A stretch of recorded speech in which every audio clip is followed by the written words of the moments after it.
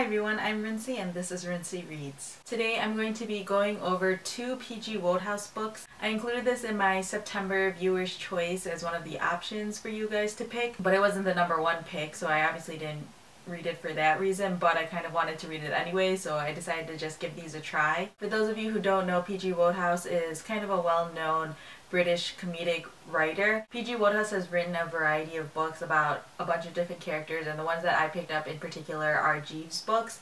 And I know a lot of people talk about P.G. Wodehouse and Jeeves specifically because they watched the TV show Jeeves and Wooster with Hugh Laurie and Stephen Fry. So I decided to give these books a try because I've heard so many people talk about P.G. Wodehouse and this series in general. The first one that I read was Carry On Jeeves. I just read this one first because it was published first. And this is actually a pretty good one to start with because it actually has sort of the origin story, I guess you could say. It's basically how Jeeves and Wooster end up together. Jeeves is a butler and Wooster is basically a rich young man. He tends to get into a lot of trouble, and then when he tries to get himself out of that trouble, he ends up in more trouble, or it never works out the way he wants it to, and then Jeeves somehow always pulls him out of the problem and solves it in some clever way. Now, I didn't really know anything about the series or the book or the characters or anything like that, except for the fact that Jeeves was a butler for Wooster,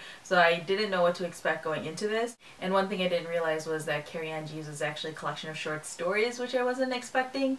Now, I don't necessarily have a problem with short stories, but this collection seemed to get a little bit repetitive for me. Each story was only maybe 20 pages long at most, and it seemed like it was just following the same basic format over and over again. I felt like I was basically reading a sitcom where there was just the same formula that was used in every single story, and it was just like minor variables that were replaced here and there throughout it.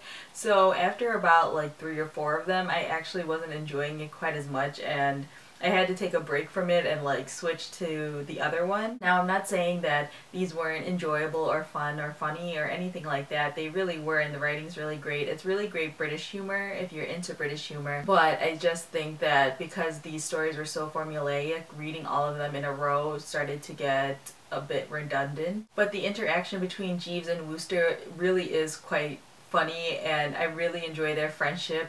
I suppose you could call it a friendship even though Jeeves works for Wooster, but I really enjoy the way they interact with each other, the way they talk to each other, and Jeeves is really just really clever. And then the other book that I read was Ring for Jeeves. Now, this one is actually a novel, however it isn't a Jeeves and Wooster book.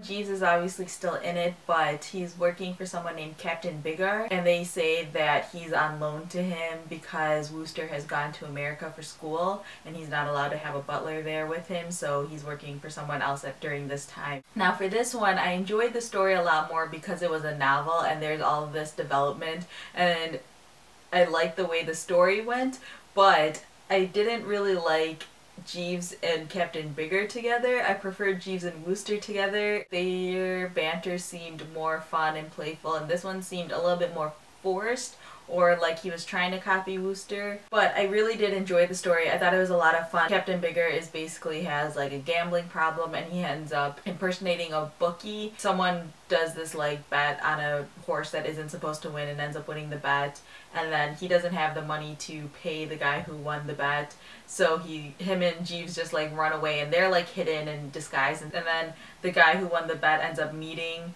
Biggar and Jeeves in real life, and then it's sort of like, how are they going to get out of this situation? When I was reading this book, I thought I could tell where the story was going. Basically, I thought the story was going to end with the guy figuring out that Biggar and Jeeves were the bookies, but that isn't how the story ends, and so I really like the way the actual storyline developed. And there are a whole cast of characters in this story, which is really funny, and there's a lot of sort of unrequited love in this in a really funny way, and there's also, you know, just sort of this whole family dynamic that happens in this book that's really funny as well. But again, it wasn't quite the same as the Jeeves and Wooster books, so it's not as much fun, if that makes sense. I gave both of these books 3 out of 5 stars, and I'm not saying I hated these books. Like, some people consider 3 out of 5 stars to be a low rating, but I don't at all. I enjoyed these books, but they're not necessarily my favorites. I feel like I need to find a P.G. Wodehouse book that is Jeeves and Wooster in novel form. I feel like that would solve all my problems, because I like the Jeeves and Wooster part, but I didn't like it in short story form. And I liked the other book for being a full novel, but I didn't like that it wasn't Jeeves and Wooster. Hopefully those of you guys who love P.G. Wodehouse don't hate me for not absolutely falling in love with it. I mean, I completely understand why people do love it, but these 2 specific ones weren't necessarily the ones for me. If you have read some P.G. Wodehouse and absolutely love them and know which books are specifically Jeeves and Wooster's and novels, feel free to comment down below and let me know. Or even other books by P.G. Wodehouse that has some of the other characters in them, like some of his other series, so to speak. Please let me know what you guys think of those as well, because I'd love to check out more P.G. Wodehouse, because I did enjoy his writing style and I do enjoy this type of humor, but these 2 just weren't exactly what I needed. So yeah, that's all I have for now, and thanks for watching.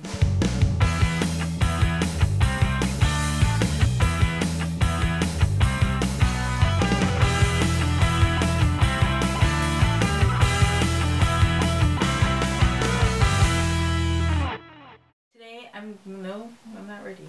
And one thing I didn't realize was that Carry On Jeeves is actually, nope, yeah.